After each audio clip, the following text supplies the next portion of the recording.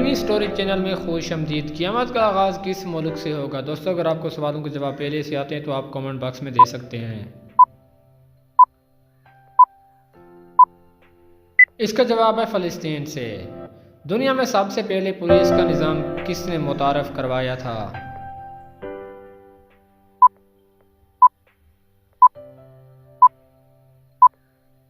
इसका जवाब है हज़रत उमर फ़ारूक। जन्नत में वो कौन सी वैध चीज़ है जो जन्नतियों को जन्नत में नहीं मिलेगी?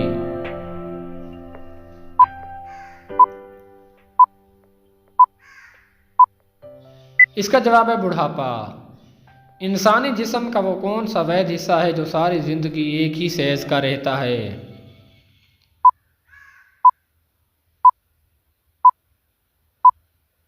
इसका जवाब है आँखें। दुनिया में सबसे ज़्यादा इस्तेमाल होने वाली चीज़ कौन सी है?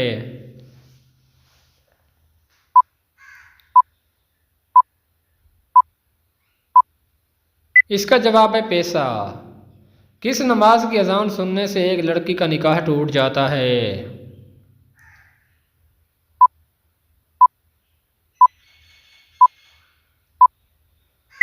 इसका जवाब आप खुद ही पढ़ सकते हैं। अगर आपको हमारी वीडियो अच्छी लगी हो तो चैनल को ज़रूर सब्सक्राइब कर दीजिए ताकि हर आने वाली न्यू वीडियो आपको वक्त पर मिल सके।